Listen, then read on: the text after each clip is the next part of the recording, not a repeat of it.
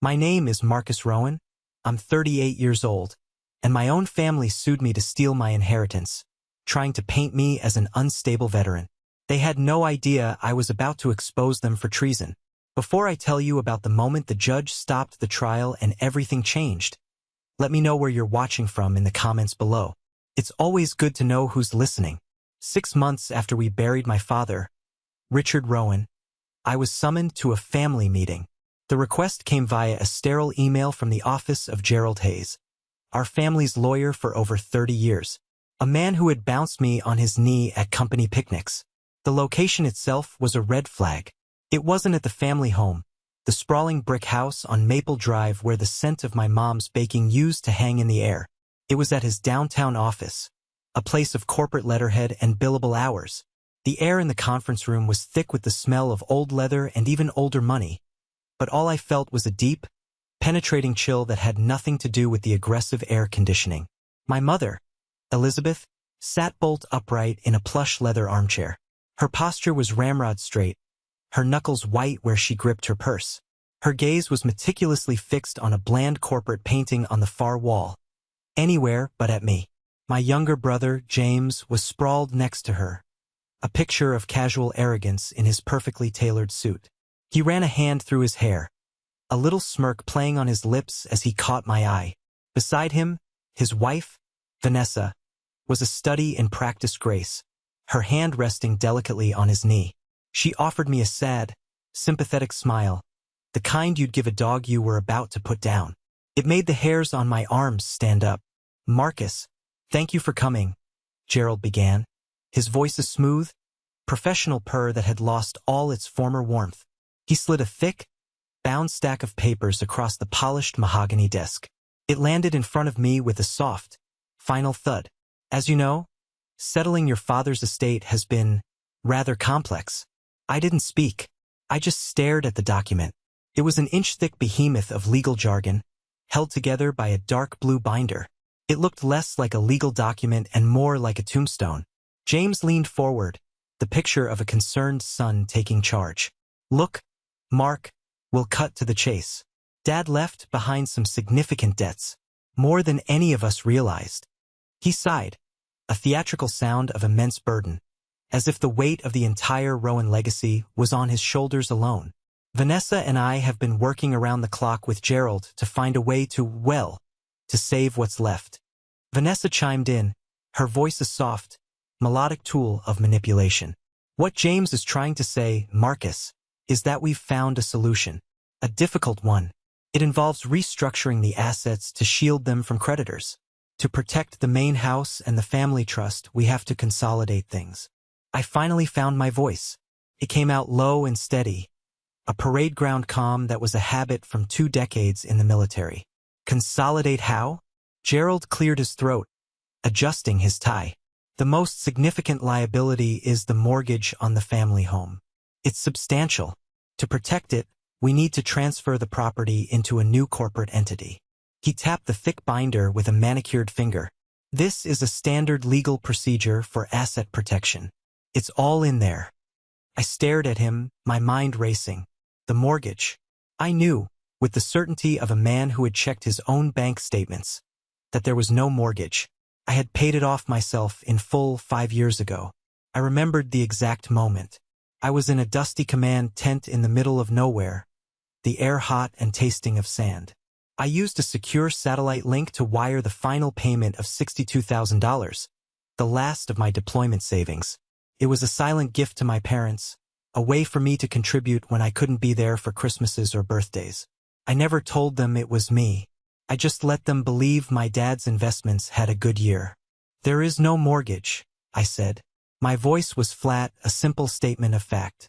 A flicker of raw annoyance crossed James's face before he expertly smoothed it over. "Marcus, with all due respect, you've been away.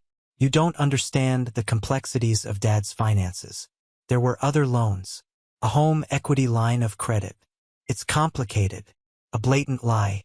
I could feel the dishonesty radiating from him. I looked to my mother, a silent plea in my eyes. "Say something. Tell the truth." Nothing. She just continued her intense study of the abstract painting on the wall, her jaw set like concrete. "So what do you need from me?" I asked, my gaze locking onto James. "Your signature," Vanessa said, her voice dropping to a conspiratorial whisper. She leaned forward and flipped to the last page of the binder, pointing to a yellow tab. "It's just a formality, really, to make the transfer clean. You're signing away your direct claim on the primary residence. And in return, we've set up a small trust for you. A token of our appreciation for your service. And to help you get on your feet." Token. My own family was trying to buy me out of my own home, the home I had secretly saved, with what was probably a fraction of my rightful inheritance. The condescension in her voice was staggering. "I'm not signing a single page until I have my own lawyer review this," I said, my voice as cold as the chill I felt in the room. The atmosphere didn't just get cold. It went Arctic. James's mask of civility didn't just slip. He tore it off. He shot to his feet, his chair scraping violently against the floor. "Fine. Be that way," he sneered, his voice laced with the same arrogant, dismissive tone he'd used on me since we were kids playing in the backyard. "Always have to be difficult, don't you, Marcus? Suit yourself. We're moving forward with or without you. But don't come crying to us when you're left with absolutely nothing." That was it. The final veil was lifted. This wasn't a business decision born of necessity. This was a hostile takeover. As I stood up and walked out of that office, the heavy door clicking shut behind me, I had no idea that a simple brick house was just the public face of a betrayal so deep and so dark it would threaten to swallow me whole. The drive home was a blur. The familiar streets of my hometown felt alien. The lights of other cars like the eyes of strangers. My apartment, usually a sanctuary of order and quiet, felt like a cage. I tossed my keys on the counter with a clatter that sounded unnaturally loud in the silence and sank onto my couch. The smug look on my brother's face burned into the back of my eyelids. This wasn't a new feeling. It was the same old story of my family, just with higher stakes and more lawyers. My mind, seeking an anchor, drifted back 20 years to the summer I turned 18. The air in Virginia that time of year is a physical thing, thick and heavy with humidity, and the night was alive with the thrumming of cicadas. My duffel bags were packed and sitting by the front door, a silent testament to my imminent departure for basic training. I was a knot of conflicting emotions, thrilled to be escaping the confines of our small town, terrified of the unknown, but resolute in my decision to become something more than just James's quiet older brother.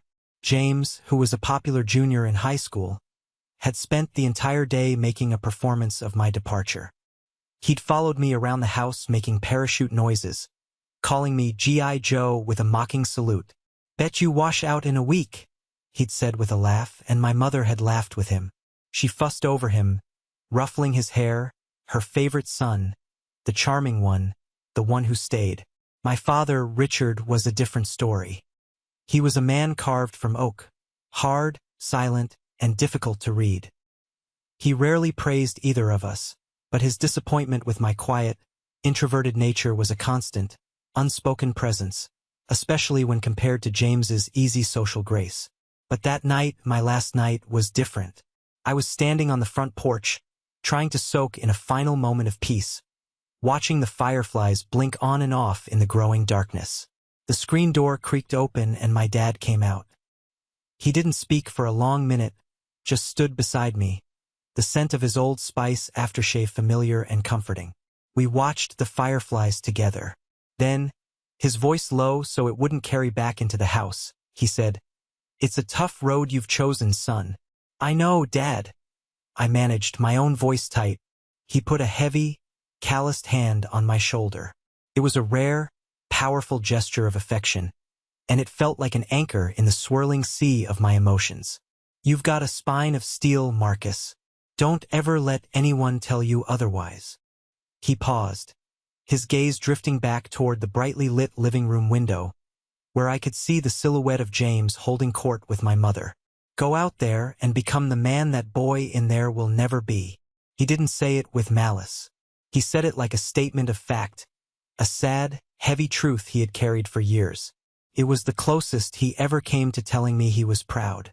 It was a secret acknowledgement, a private passing of a torch that I didn't even know he was holding. I carried those words with me through every grueling mile of basic training, every lonely night in a foreign land.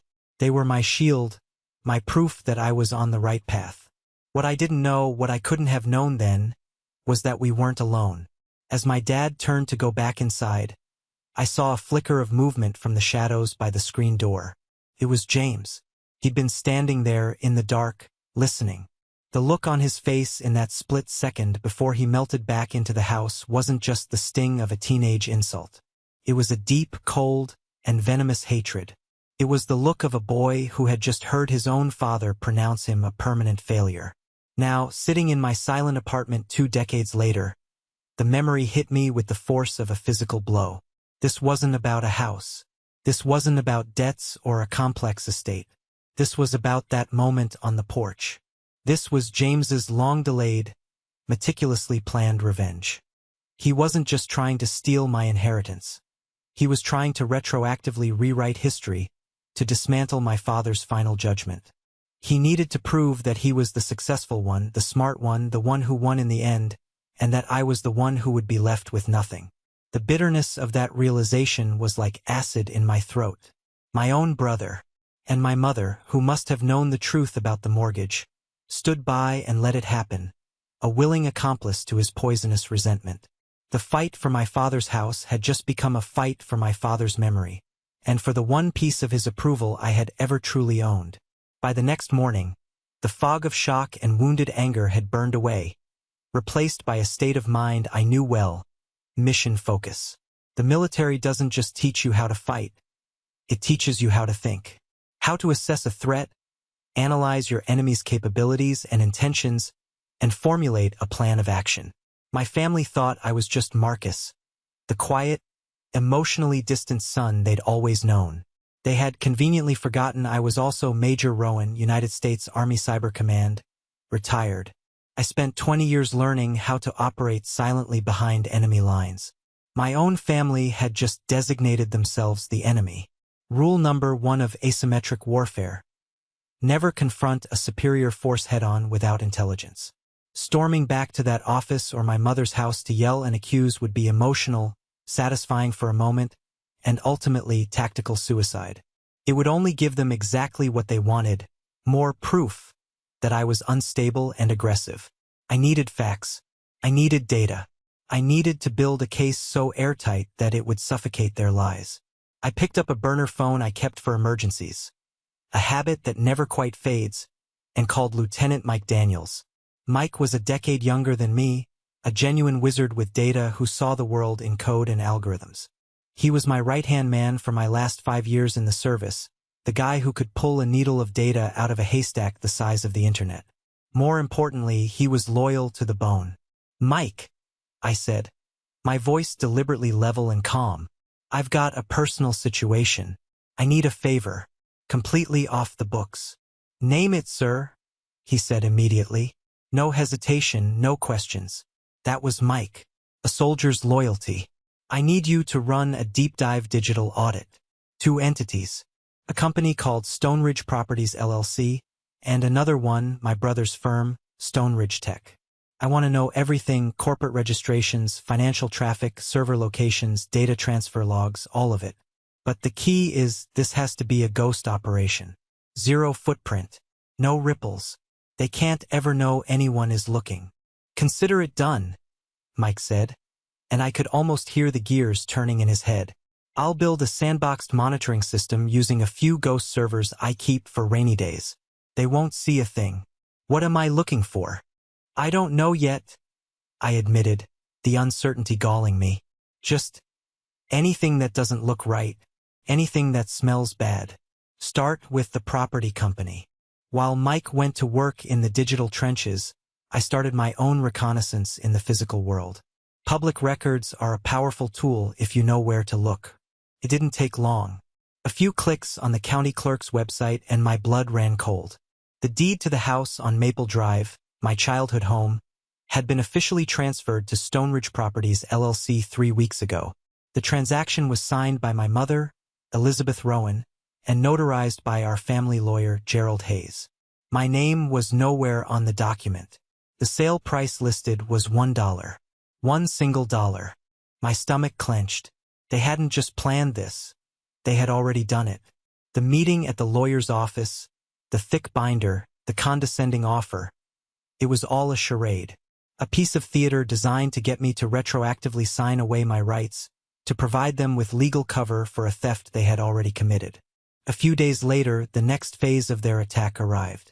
A uniformed courier knocked on my door, handing me a thick, heavy certified letter. I didn't need to open it to know what it was. My hands were perfectly steady as I tore the seal. The words, printed in stark black ink, seemed to jump off the page. James Rowan, Vanessa Rowan, and Elizabeth Rowan, plaintiffs v. Marcus Rowan, defendant. They had sued me. The allegations were a breathtaking work of fiction. They accused me of emotional abuse, of attempting to extort money from my grieving mother, of threatening the stability of the family estate. They twisted my refusal to sign their documents into an act of aggression. They were using my own military service against me, paragraphs artfully crafted by Victoria Chambers, their shark of a lawyer, to imply that my time in combat had left me damaged, unstable, and greedy. It was a brilliant, vicious, and perfectly executed preemptive strike. I laid the lawsuit on my kitchen counter, right next to the printout of the $1 property transfer. The battlefield was clear. They thought they had me surrounded, cut off, and besieged. They thought I was just a soldier, out of my depth in their civilian world of legal traps and corporate shell games. They were about to learn that a soldier, when cornered, is at his most dangerous. The lawsuit was a punch to the gut, but it also had an unintended effect. It sharpened my focus. Their strategy was now laid bare. They wanted to paint me as the villain in a story they controlled from start to finish. My only way out was to find a truth so powerful, so undeniable, that it would shatter their carefully constructed narrative. And I knew I couldn't do it alone. The military teaches you that even the best soldier is only as good as his team. My first call was to a name I hadn't spoken in years, but one that was synonymous with absolute, incorruptible diligence. Sophia Chin.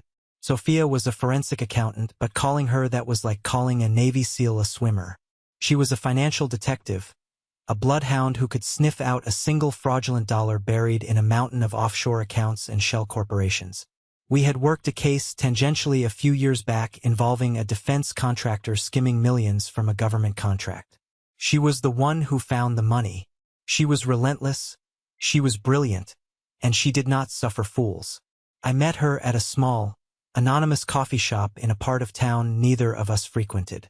The air smelled of burnt coffee and sugar. I laid out the lawsuit and the property transfer documents on the small table between us. I watched her as she read. Her eyes, sharp and intelligent, missed nothing. She didn't offer sympathy or platitudes. When she finished, she looked up at me, her gaze piercing. "This is a story," she said, her voice crisp, "and a poorly written one. What's the real story, Marcus?" "I paid off the house 5 years ago. Anonymously," I said, my voice low. "I have the wire transfer records. There was no mortgage to be a liability." A small, grim smile touched the corner of Sophia's lips. It was the smile of a predator catching a scent. "That's the loose thread," she said, tapping the lawsuit with a fingernail. "A lie that big, that easily disproven, means one of two things. Either they're incredibly stupid or they're hiding something much, much bigger than a house. Your brother runs a tech company?" "Stoneridge Tech," I confirmed. "And his wife, Vanessa, runs a charity. A non-profit for veterans of all things. It's called the Center for Restorative Futures." That grim smile widened slightly. A tech firm and a charity. The classic 1-2 punch for creative accounting and money laundering. "I'm in." She leaned back, crossing her arms. "But my services are not cheap. My retainer is substantial." "Whatever it costs," I said, the words tasting like ash in my mouth. I was about to drain my life savings, the money I had carefully put away from my salary and deployment bonuses, the money I'd earmarked for a quiet, peaceful future, to fight my own family for a house I had already paid for. The irony was suffocating. While Sophia began her deep dive into the labyrinth of my family's finances, Mike's silent monitoring started to yield results. He called me late one night, his voice tight with the thrill of the hunt. "Marcus, I've got something," he said. "It's weird, but it's consistent. There's a constant low-level data stream from your brother's main company server to an encrypted offshore host. Very well hidden, routed through half a dozen proxies. But the weird part is the source of the initial data packets. They aren't just coming from his office network. Some are being routed through a separate, less secure server. A server registered to his wife's charity." My hand tightened on my phone. "What kind of data, Mike?" "Can't crack the encryption yet. It's military grade, which is a huge red flag on its own. But the file sizes are consistent. Small, uniform packets, sent at irregular intervals throughout the day. If I had to guess, it looks like records, personnel files, maybe, social security numbers, service dates, that kind of thing. A veteran's charity. Encrypted, military-grade data streams." My mind started connecting dots I didn't even know were there. This was feeling less and less like a simple case of inheritance fraud. It was starting to feel dirty. The final piece of this initial puzzle came not from a computer screen, but from a plain manila envelope slipped under my apartment door late one night. No return address, no note. Just my name typed on the front. My training screamed at me to be cautious, but my gut told me to open it. Inside was a single sheet of paper, a printout of an internal memo from a local credit union. It was a loan application denial for a man named Thomas Grant. Reason for denial: excessive debt-to-income ratio, multiple recent credit inquiries from institutions with which the applicant has no prior relationship. Scribbled at the bottom in messy, angry-looking handwriting were 5 words that changed everything. "Vanessa Rowan's charity is a lie." I didn't know who Thomas Grant was, or who the anonymous sender was who had risked themselves to get this to me. But I knew one thing for sure. My family's betrayal wasn't the end of the story. It was just the beginning. I was standing at the edge of a rabbit hole, and it was time to jump in headfirst. Just when I thought I was starting to build a counteroffensive in the shadows, my family launched a full frontal assault in the brightest arena imaginable. The court of public opinion. They took the fight public, and they did it with brutal efficiency. It started with a segment on the local evening news. I was at my kitchen table, going over the preliminary data Mike had sent, a headache pounding behind my eyes. My phone buzzed. It was a link from an old army buddy. The text with it just said, "Mark, what the hell is this?" I clicked the link. The news station's logo appeared, followed by a somber-looking anchor. The headline cheering at the bottom of the screen read, "Local hero, family tragedy. Decorated veterans sued by grieving mother." My heart hammered against my ribs so hard I could feel it in my throat. And there they were. My mother, dabbing her eyes with a silk handkerchief, her face a mask of sorrow. James's arm was wrapped protectively around her shoulders, his expression grave and concerned. And Vanessa, sitting beside them, the very picture of supportive, elegant grace. "We love my son," my mother said, her voice trembling just enough to be convincing. "We just want what's best for Marcus. His time in the service, all those tours, it changed him. He's not the same boy who left home. We're so worried about his mental state." Then James spoke, his voice deep and steady. "A son forced to be the rock for his family. This has never been about money. Anyone who says otherwise doesn't understand. This is about getting my brother the help he so desperately needs. He's become aggressive, paranoid. When he started making threats, trying to get money from our mother right after our father's funeral, we knew we had to step in. This lawsuit," he sighed, looking directly into the camera, "this is a last resort. It's a legal tool to protect our mother and to get Marcus into a stable, therapeutic situation. It was a masterpiece of manipulation, a public assassination of my character, delivered with hugs and tears. They were using my 2 decades of service, the very thing I was most proud of, as a weapon against me. They were expertly planting the seed. I wasn't a hero. I was a damaged, unstable veteran, suffering from PTSD, trying to steal from my poor, widowed mother. The story exploded. It was picked up by online news aggregators, local blogs, and veterans forums. The comments sections were a cesspool of vitriol. Half the people were calling me a disgrace to the uniform. The other half were defending me, but it didn't matter. The narrative was set. My family had fired the first shot, and it was a cannonball. Then they brought in the expert to legitimize their claims. A woman named Dr. Patricia Morgan, a psychologist with a comforting smile and authoritative demeanor, appeared on a popular morning talk show. She never mentioned my name, of course. She was too smart for that. She just spoke expertly and with great sympathy about the tragic rise of financial aggression and paranoia in veterans suffering from combat-related trauma. She described a textbook case of symptoms that perfectly mirrored the lies James and my mother had told on TV. It was a character assassination delivered with the serene, unassailable authority of a medical professional. And I knew, with a certainty that made me feel sick, that she was on their payroll. My phone, which had been a tool for my investigation, became a source of torment. Friends, former colleagues, even distant relatives started calling. Some offered unequivocal support, but many were hesitant, their questions laced with a new, cautious suspicion. "Hey Marcus, just checking in. Is everything okay?" The unspoken question hung in the air like poison gas. "Are you okay?" The isolation was a physical weight. It was one thing to be betrayed by your family in the privacy of a lawyer's office. It was another to have them stand on a public stage and broadcast a twisted, ugly caricature of you to the entire world. They were systematically dismantling my reputation, my credibility, my very identity. They weren't just trying to take my house. They were trying to take my name, my honor. I felt like I was trapped in a soundproof glass box. I could scream the truth, but no one could hear me. Everyone just saw the distorted reflection my family had so skillfully created.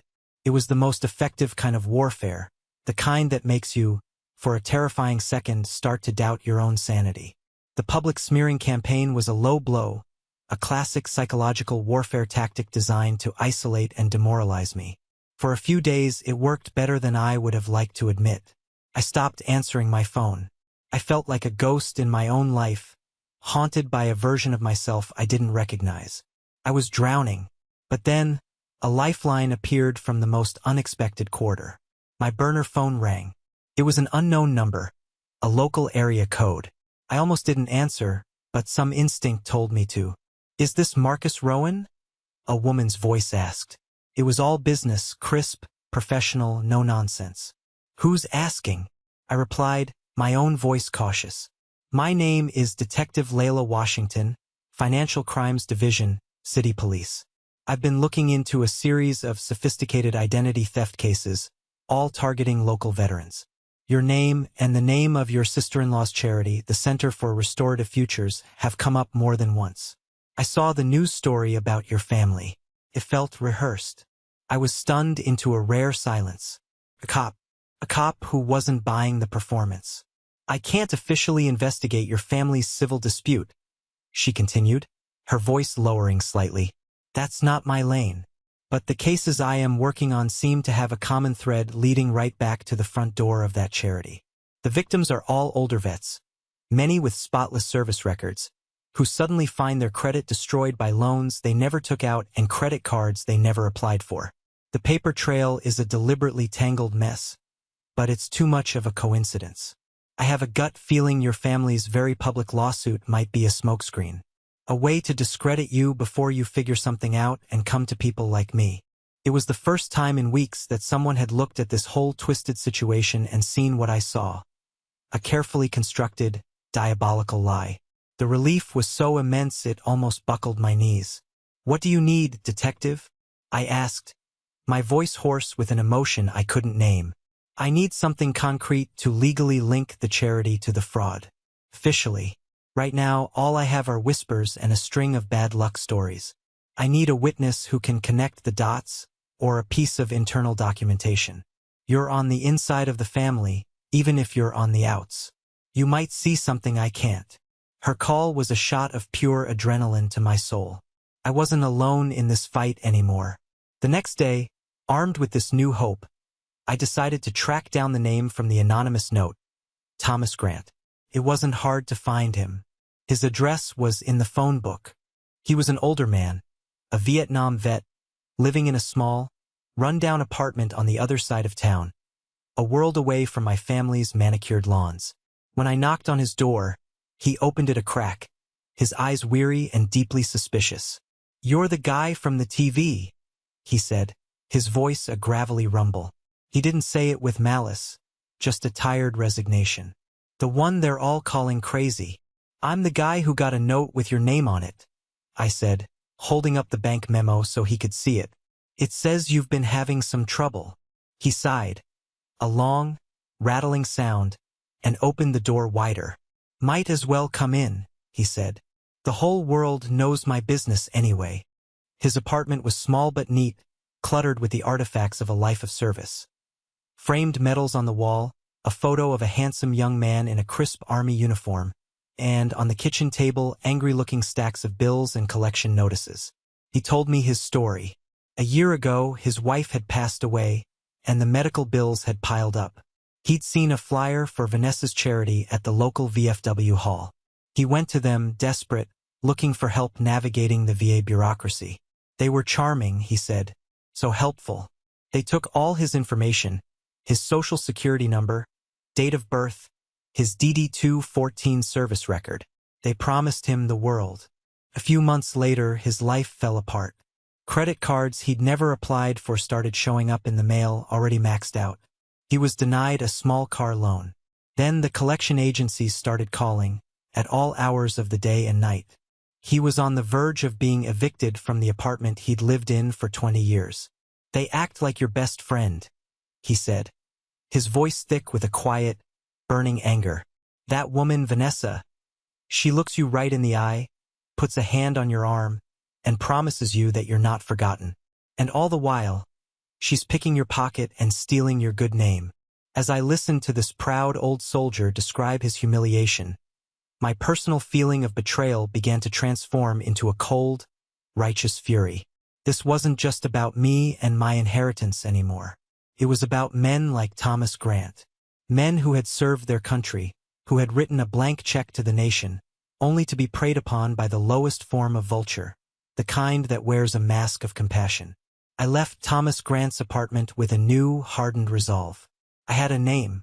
I had a victim willing to speak. And I had a cop who was ready to listen. The tide wasn't just turning. I was about to turn it into a tsunami. With the first-hand account from Thomas Grant, Sophia Chin finally had the key she needed. It was the human element, the starting point that allowed her to untangle the web of digital lies. It was like a single thread that, once pulled, began to unravel a massive, tangled, and ugly tapestry. She went into a state of near seclusion, working for 48 hours straight, fueled by nothing but black coffee and a cold fury that I recognized all too well. It was the fury of an orderly mind forced to witness a chaotic and unjust system. Then, she called me on my burner phone. "Meet me at my office. Now," she said. Her voice was stripped of all pleasantries. "And come alone." I went to her anonymous office, tucked away in a nondescript building that prided itself on its tenants' privacy. The room was dark, the blinds drawn, the only light coming from the glow of 3 large monitors. They were covered in a dizzying array of flowcharts, bank statements, encrypted file names, and lines of code. It looked like a conspiracy theorist's dream board, but I knew every single point on it was a verified, sourced fact. "Your family's lawsuit is a joke," Sophia began without even saying hello. She was pacing in front of the screens like a caged tiger. "It's a beautifully executed piece of misdirection, but it's a distraction. This," she gestured with a sweep of her arm to the glowing monitors, "this is the real story." She walked me through it, her words sharp and precise. It was bigger, uglier, and more sophisticated than I could have ever imagined. Vanessa's charity, the Center for Restorative Futures, was nothing more than a high-tech data mining operation. It was a Trojan horse. They used the promise of help and the patriotic branding to collect the most sensitive personal and financial information from hundreds of vulnerable veterans like Thomas Grant. That data was then bundled and funneled directly to a secure server at James's company, Stone Ridge Tech. "James isn't just a small-time tech bro dabbling in fraud," Sophia explained. pointing to a complex diagram that showed the flow of information. He's a professional identity launderer, and he's good at it. He uses the stolen veteran identities to create what are called synthetic identities, ghost profiles. He combines real, verifiable information like a social security number with fake details. With these nearly untraceable profiles, he establishes credit, takes out massive loans, and opens dozens of commercial bank accounts. My stomach turned over. They were using the honor and good credit of American veterans as the raw material for a massive criminal enterprise. But where does the money go? I asked, my voice barely a whisper. What's the point of all this? That's the billion-dollar question, isn't it? She said. She clicked her mouse, and a new window opened, displaying a long list of international wire transfers. Most of it, after being washed through a dozen shell corporations, ends up here. She pointed to the final recipient, a holding company based in the Cayman Islands named Virex Holdings. But that's not the worst part, Marcus. She pulled up another file. It was a simple spreadsheet, but it felt like the coldest thing in the room. It was a list of names. These are the identities they've stolen. We've positively identified over 200 so far. Most of them are still alive, like Mr. Grant. But some of them, her voice trailed off. I scanned the list, my eyes moving down the column. And then they stopped. The air left my lungs in a painful, ragged gasp. Captain Oliver Grant. No relation to Thomas Grant. He was my company commander on my first tour in Afghanistan. A good man. A brilliant leader. The kind of officer who would eat last. He died in 2012, killed by an IED that nearly took me with him. I still had a piece of shrapnel in my left shoulder from that day, a permanent reminder of his sacrifice. They're using the identities of the dead, I whispered. The words felt like sacrilege in my mouth. It was a desecration of a memory I held as sacred. The dead can't report identity theft, Sophia said softly, her voice filled with a rare gentleness. They can't get a credit alert on their phone. They are the perfect, silent victims. I stood there, staring at my friend's name on that screen, and something inside me broke. The personal anger, the sting of family betrayal. It all melted away and recrystallized into a single, diamond-hard point of purpose. This was no longer a family dispute. It wasn't about a house or an inheritance or my father's complicated approval. This was about honor. It was about protecting the legacy of men like Oliver Grant, men who had given everything for their country. I finally looked away from the screen and met Sophia's gaze. The lawsuit, I said, my voice cold and clear as ice. You said it was a distraction. We're going to use it against them. I don't care about winning the case anymore. I don't care about the house. That courtroom is going to be their stage. And we're going to make them perform. The name Virex Holdings echoed in my head long after I left Sophia's office. It felt too clean, too corporate and anonymous for a simple money laundering destination. My gut, an instinct honed by 20 years of threat analysis and recognizing patterns where others saw chaos, was screaming at me. There was another layer to this, a layer darker than simple greed. I knew I couldn't move forward without more information. This was beyond the scope of a forensic accountant or a city detective. I needed military intelligence. I used my secure line to contact my old commanding officer, Colonel Sarah Winters. She was now a high-ranking official at the Pentagon, a woman who navigated the labyrinthine corridors of power with a grace and toughness I'd always admired. Sarah, it's Marcus, I said, dispensing with pleasantries. I need to ask you about a name, and this conversation never happened. It's a long shot. It's always a long shot with you, Marcus, she replied, a hint of warmth in her voice. Go ahead. Virex Holdings. There was a long, profound pause on the other end of the line. It was the kind of loaded silence that tells you more than 1,000 words ever could. It was the silence of a recognized threat. Marcus, where in God's name did you hear that name? Her voice had lost all its friendly warmth. It was now pure, professional steel. It was the voice she used in a command center when things were going wrong. It's the primary destination for funds from a large-scale fraud operation I've uncovered. An operation run by my brother and his wife. Another pause, this one even heavier. I could almost hear her processing the implications. Marcus, listen to me very carefully. Virex is not just a holding company. It's a known front. A very sophisticated, very well-funded front for a foreign intelligence agency. They don't buy companies. They buy access. They specialize in acquiring sensitive technology, intellectual property, and classified data from the West. If your brother is funneling money to them, it's almost certainly not just money they're interested in. The final, horrifying pieces of the puzzle clicked into place with a sickening certainty. The stolen identities. The careful selection of veterans. They weren't just chosen because they were vulnerable. They chose specific targets, I said, the words coming out in a rush as the realization dawned. The list is full of veterans with high-level security clearances. Engineers, intelligence analysts, systems administrators, even after they retire or pass away, their digital footprint, their old credentials, can sometimes be reactivated or used to bypass security protocols in the systems of the defense contractors they used to work for. They're not just stealing money, Marcus, Sarah said, her voice grim and low. They're selling access. They're selling digital keys to the kingdom. One of those identities in the wrong hands could compromise a weapons system or a piece of critical infrastructure. This has just escalated from a major felony to a critical national security threat. You need to understand the danger you are in.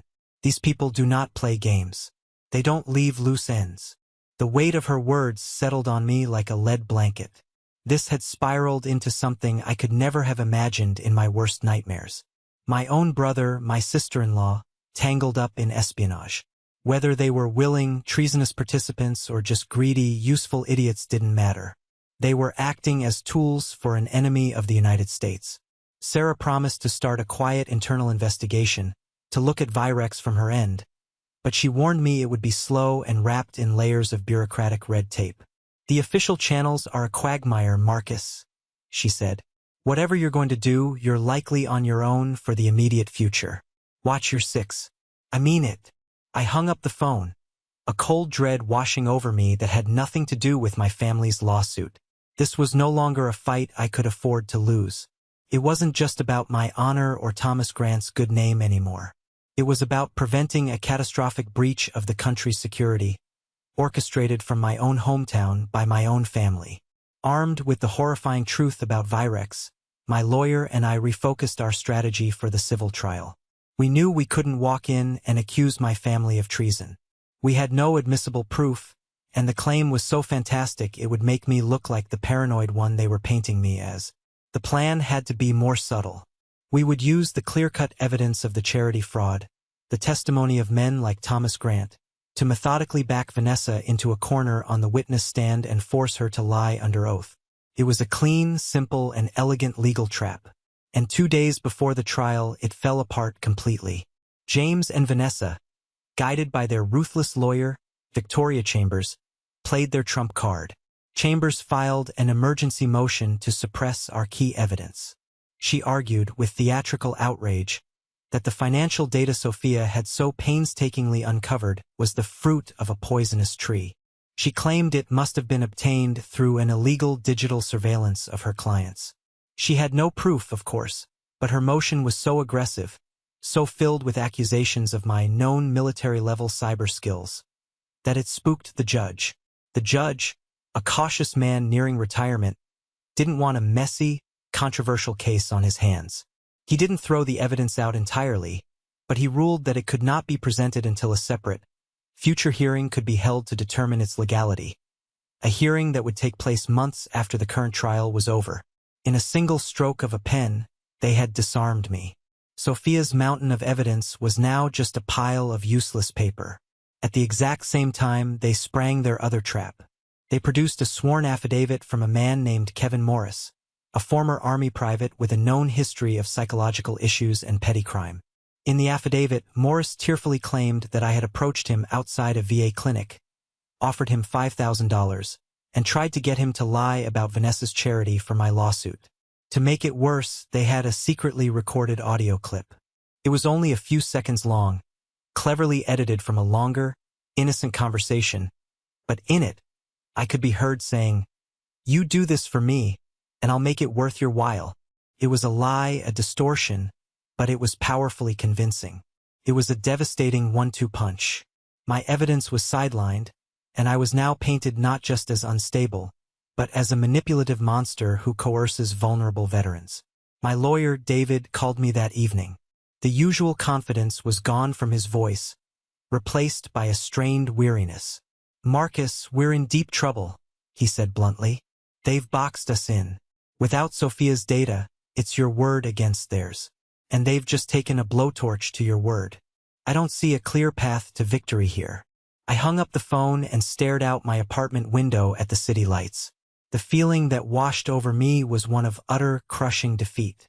For the first time in this entire fight, I felt true, gut-wrenching despair.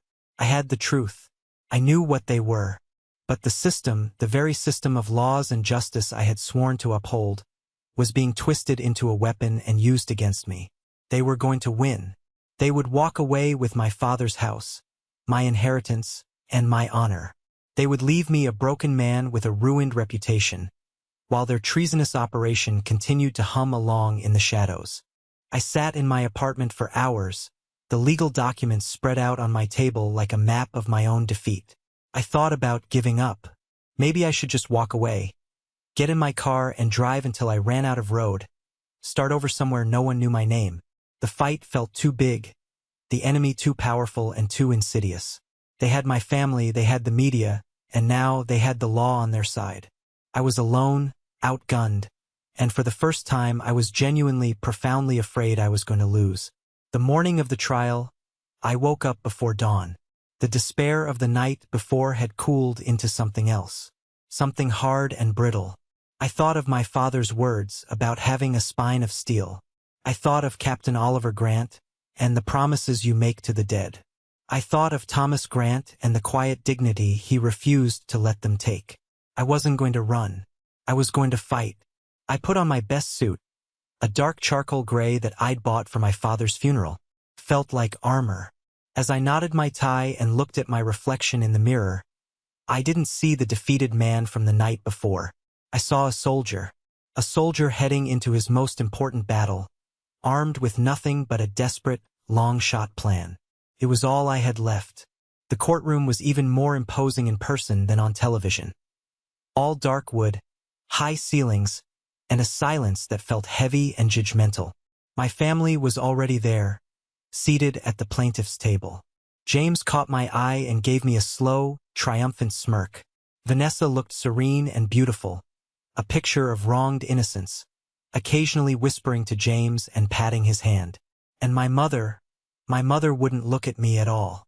She just stared straight ahead at the judge's bench, her hands clasped so tightly in her lap they were bloodless.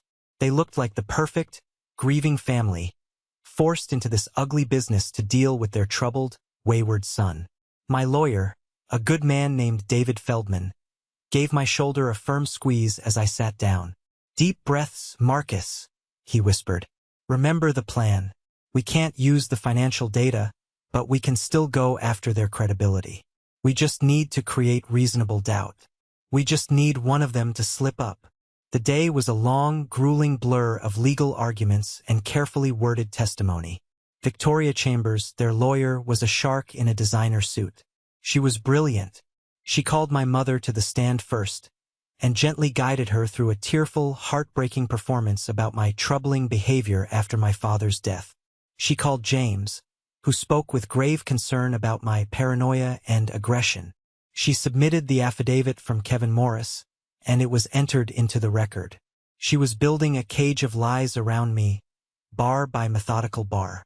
When she was done, she rested her case. There was a heavy silence in the room. The judge, an older man with tired eyes, looked over his glasses at me, and his expression was not one of anger, but of something worse, pity. It was clear which way the wind was blowing. He saw a decorated veteran who had sadly lost his way, and a family trying to do the right thing.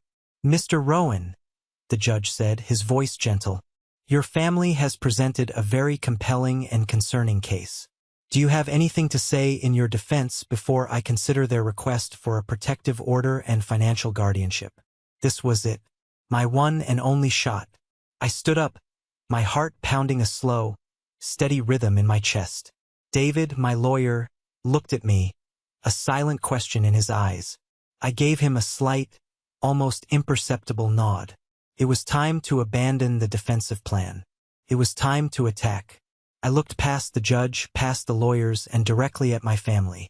"Your Honor," I said, my voice ringing out with a clarity that surprised even me. "My family is right about one thing. I have been changed by my service." I paused, letting the words hang in the air. It taught me that some lines can never, ever be crossed. And it taught me how to recognize an enemy, even when they are sitting right in front of you. A low murmur rippled through the courtroom at my words. The judge's tired eyes sharpened with a flicker of interest. My lawyer, David, rose to his feet, sensing the shift. The judge had given us an opening, and we were about to drive a truck through it. "Your Honor," David said, his voice calm and measured, a stark contrast to my own charged statement. "We will not waste the court's time by addressing the baseless and offensive claims regarding my client's mental state. Instead, we would like to call a witness to the stand to speak to the character and business practices of the plaintiff, Mrs. Vanessa Rowan." Victoria Chambers was on her feet in an instant. "Objection. This is a hearing about a protective order and family matters, not a business audit. This is irrelevant." "I'll be the judge of what's relevant, counselor," the judge said, his voice dry. The flicker of curiosity in his eyes had grown. "Overruled. I'll allow it, but make your point quickly." "The defense calls Mr. Thomas Grant to the stand," David announced. Thomas Grant walked slowly but steadily to the witness stand. He looked small and frail under the high ceilings and imposing crest on the wall, but when he spoke, his voice was clear and strong. David gently led him through his story. His service in Vietnam, the loss of his wife, his financial struggles, and his desperate visit to the Center for Restorative Futures. Then David asked the first key question. "Mr. Grant, after you provided Mrs. Rowan's charity with all of your personal and financial information, did you ever receive any financial assistance, counseling, or job placement services from them?" "No, sir," Thomas said clearly. "Not a thing. They took all my paperwork, said they'd be in touch. I never heard from them again. The next thing I knew, collection agencies were calling me about credit cards I never even had." Next, David called two more veterans to the stand, a man and a woman, both in their 60s. Each one told the same story, a depressingly similar tale of promises made and broken, of information given in good faith and never used for their benefit. Pattern was emerging. A clear, undeniable pattern of data collection without any corresponding charitable action. The final witness was a surprise, even to me. David called a woman named Carol, a prim and proper bookkeeper from a major local corporation that was one of the biggest public donors to Vanessa's charity. He showed her a glossy brochure. "Can you identify this document, ma'am?" "Yes," she said. "That's the 2023 annual report from the Center for Restorative Futures. We receive one every year. It's very impressive. And your company's substantial annual donation decisions are based on the contents of this report, correct? On the number of veterans it claims to have helped and the services it claims to provide." "Yes, that's correct. We have a corporate responsibility to ensure our donations are being used effectively." David turned his attention to my family's table. Vanessa was starting to look less serene. A tight, angry line had formed around her perfectly lipsticked mouth.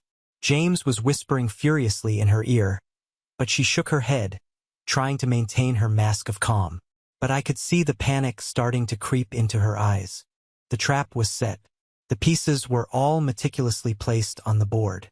All that was left was for the Queen to make her move.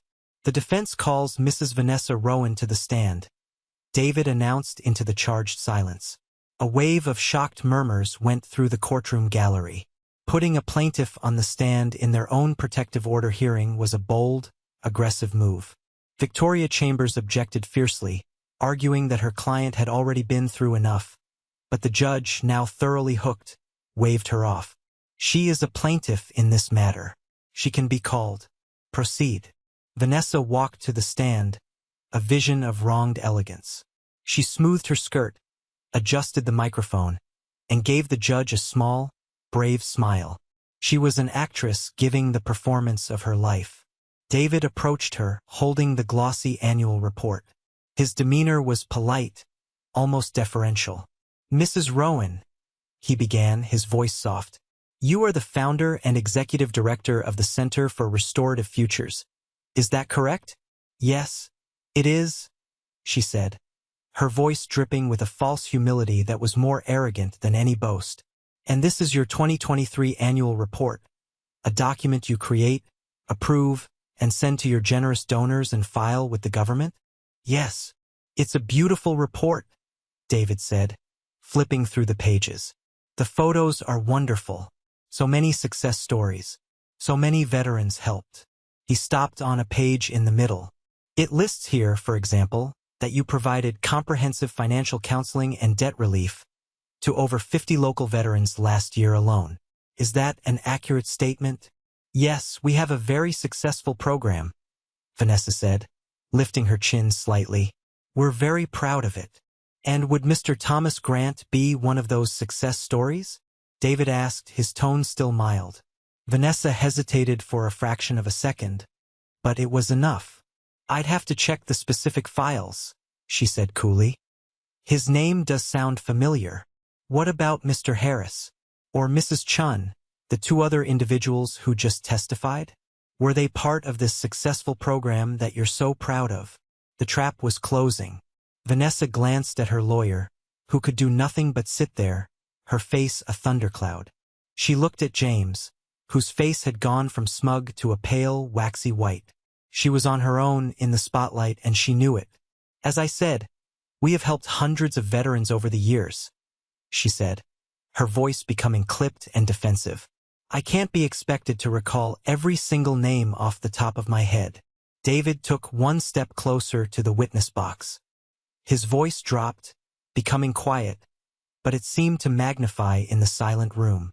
"Mrs. Rowan, let me ask you one final, simple question. Under oath, before this court and God, are you prepared to state that this document," he held up the report like a prosecutor holding up a murder weapon, "is a truthful and accurate representation of your charity's activities? Are you prepared to swear that the men and women listed in here as having received aid, including the 3 who just testified under oath that they received nothing, were in fact helped by you?" This was the moment. The entire case, my entire future, balanced on her next word. She had an out. She could have said there were clerical errors. She could have blamed a subordinate for poor record-keeping. It would have been a blow, but she might have survived it. But her pride, her staggering, unshakable arrogance, wouldn't let her. She saw it as a challenge to her authority, to her perfect image.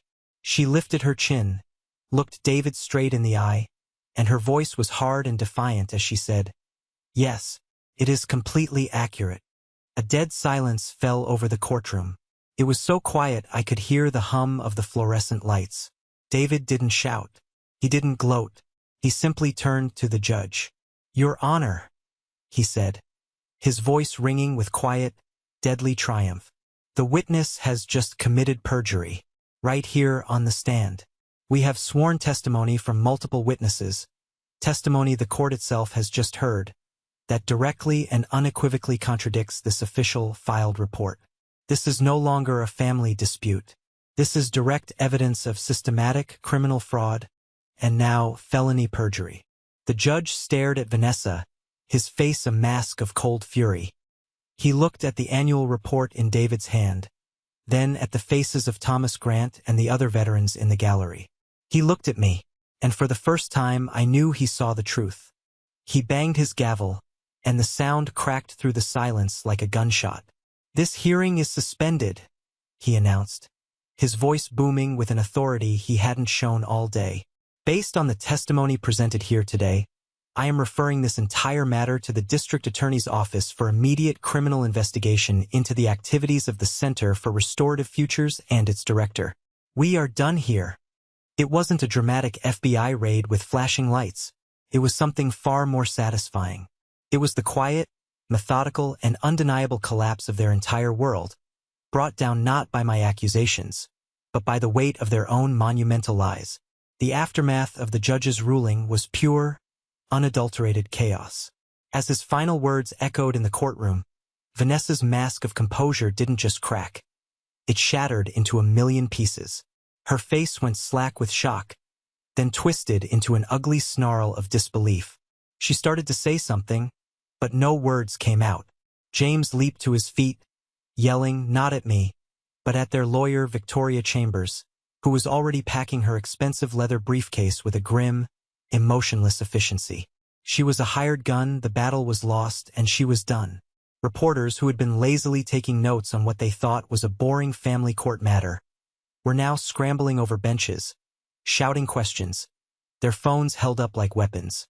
My family was quickly escorted out a side door by two bailiffs, shielded from the burgeoning media storm. They didn't look at me. They couldn't.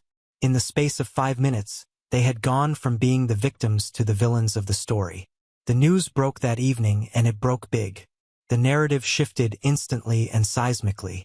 It wasn't about a family squabble anymore.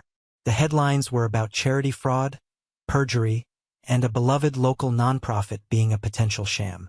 The story of the unstable veteran was dead and buried, replaced by the story of the whistleblower hero who exposed corruption from within his own family. A few weeks later, the other shoe dropped, and it was a steel-toed boot. The district attorney's investigation, now armed with the evidence Sophia had been waiting to legally provide, quickly uncovered the vast scope of the financial fraud.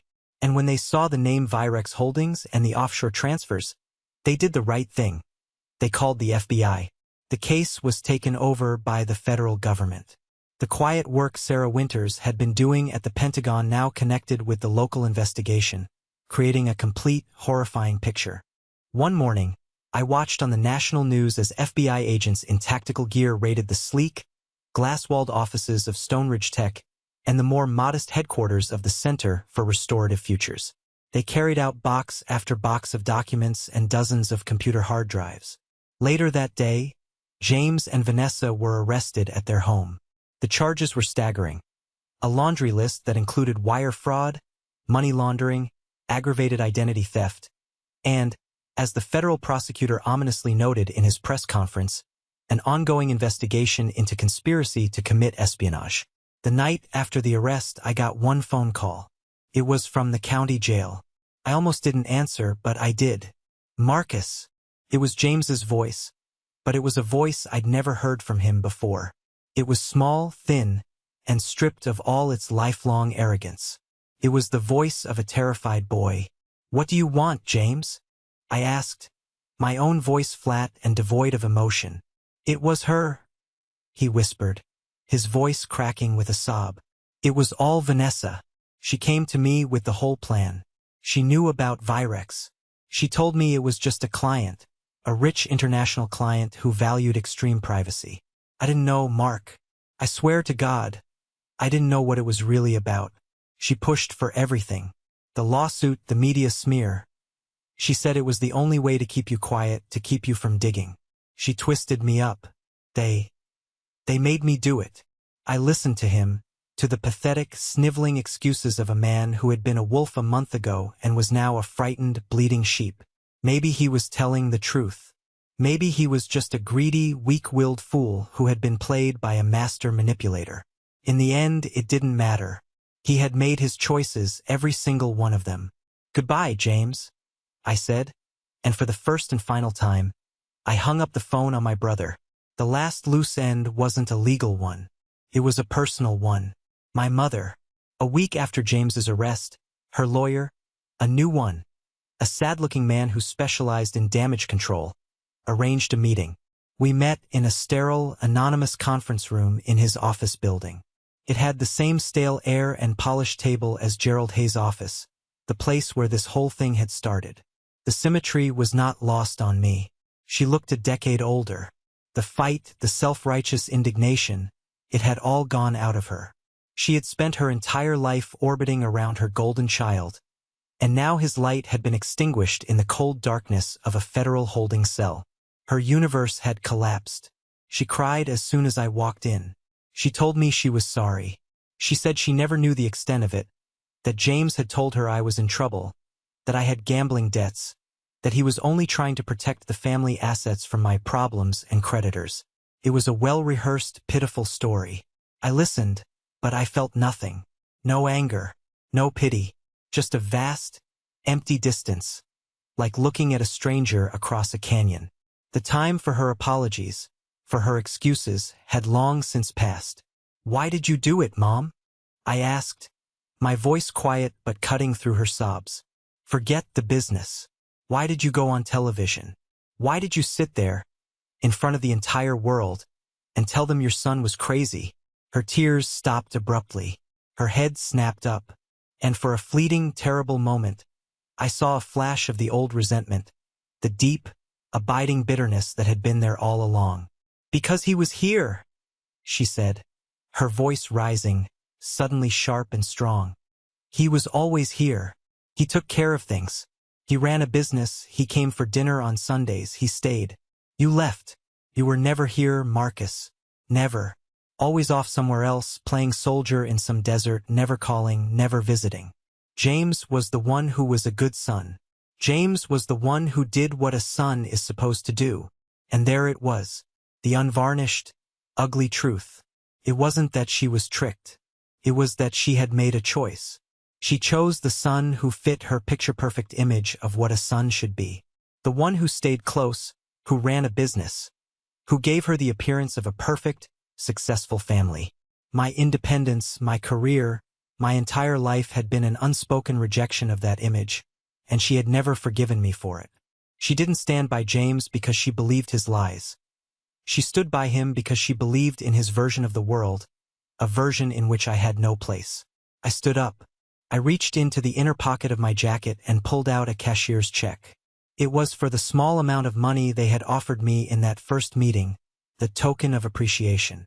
I slid it across the table toward her. "This is for your legal fees," I said, my voice as calm and final as a judge's gavel. "Don't contact me again." I turned and walked out of the room, leaving her alone with her choices and the ruins of the perfect family she had prized above all else. I didn't look back. The door closed, and with it, a final, painful, and necessary chapter of my life. 1 year later, the world looks different. The churning anger in my gut has mostly faded, replaced by a sense of quiet, steady purpose. The legal battles are finally over. James, facing the mountain of evidence against him, took a plea deal. He testified against Vanessa, his former partner in crime, to get a reduced sentence.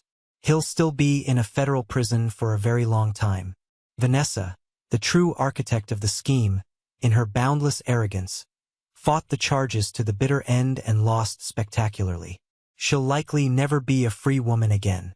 With a portion of the assets recovered by the government's Victim Restitution Fund, and some of my own savings, I started something new. I didn't want the money for myself. Felt tainted. So I used it to found the Honor Trace Foundation, a nonprofit dedicated to a single, clear mission: helping veterans protect themselves from the very financial predators and scams that had almost destroyed me and had successfully ruined good men like Thomas Grant. Our office is small, located in a modest building downtown, but it's always busy. We are a small team, a band of misfits brought together by a common cause. Sophia Chun is our CFO, volunteering her time 2 days a week to build a financial fortress for our clients and teach them about fiscal responsibility. Detective Layla Washington, now happily retired from the force, is our lead investigator and fraud specialist, teaching veterans how to spot red flags and protect their digital identities. And Thomas Grant, his own finances now restored, is our director of outreach. His own powerful story, which he now tells with strength and without shame, is a testament to why our work is so desperately needed. Today, we were helping a young Marine, just back from her first deployment to Okinawa. She was sharp, tough, but her eyes were full of shame. She'd been targeted by a sophisticated phishing scam, an email that looked like it was from the Department of Defense, promising a special veterans transition bonus. It had drained her entire bank account, every penny she had saved. "I can't believe I fell for it," she said. her voice barely a whisper, her eyes fixed on her hands. I feel so stupid. I'm trained to spot IEDs, but I couldn't spot a fake email. You're not stupid, I told her, my voice gentle but firm. You were trained to follow procedures, to trust your chain of command. They exploit that. They use the best parts of us, our discipline, our trust, our sense of duty, against us. But you're not alone in this. We're going to help you fight back. Layla sat with her, patiently walking her through the process of reporting the fraud to the federal authorities. Sophia was already on the phone with the bank's fraud department, her voice a firm, undeniable authority that bulldozed through corporate red tape. Seeing my team in action, seeing the look of hope slowly and cautiously return to that young Marine's face, that was a victory more real and more satisfying than any courtroom drama. It was tangible. It was constructive. We were building something instead of just tearing something down. We were standing watch for those who had stood watch for all of us. Some wounds heal in ways you don't expect. Some victories are quiet. One afternoon, months after the foundation was up and running, an email popped up in my personal inbox. The sender was Colonel Sarah Winters. I hadn't spoken to her directly since the feds officially took over the case. Our previous communications had been discreet, off the record. This was the first time she had used an official channel. The subject line was blank. With a sense of trepidation, I clicked it open. The body of the email was characteristically brief, containing only one sentence. Your preliminary intel on the Virex network was instrumental in rolling up a hostile intelligence operation we've been chasing for 5 years. Good work, Major. My breath caught in my chest. There was no official commendation, no medal, no public recognition. There couldn't be. My involvement was unofficial, a footnote buried so deep in the classified history of the case that it would never see the light of day. But that one sentence, that quiet acknowledgement from a soldier I respected more than anyone on the planet, felt more valuable than any public award. It was a validation of my instincts, my training, and the terrible choices I had been forced to make.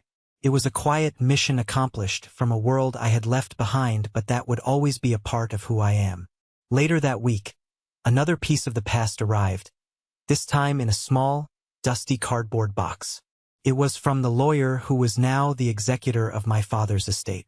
Apparently, it had been found at the back of a storage closet in my parents' house during the clean-out before it was sold. Personal effects of Richard Rowan, the attached note said. I opened it cautiously, not sure what to expect. Inside was a collection of my father's small treasures. Old, rusted fishing lures, a faded Baltimore Orioles baseball cap, a bundle of letters from his own time in the army tied with a brittle string. And beneath them, tucked into a corner, was a single sealed envelope. My name was written on it in my father's familiar, spiky, all-caps handwriting. My hands trembled slightly as I slid my finger under the flap. It was a letter, dated a week after I'd left for basic training all those years ago. It was clear he had written it but had never found the words or the courage to send it. Marcus, it began. I know I am not an easy man to be a son to. I don't say the right things. I see your mother coddling James and it makes me worry for him. So I am hard on you. Too hard. I know that. The world is a tough place, son. It will do its best to break your spine. I am hard on you because I know you have a spine of steel, and I guess in my own clumsy way I think I'm tempering it. I see the strength in you that I wish I saw in your brother.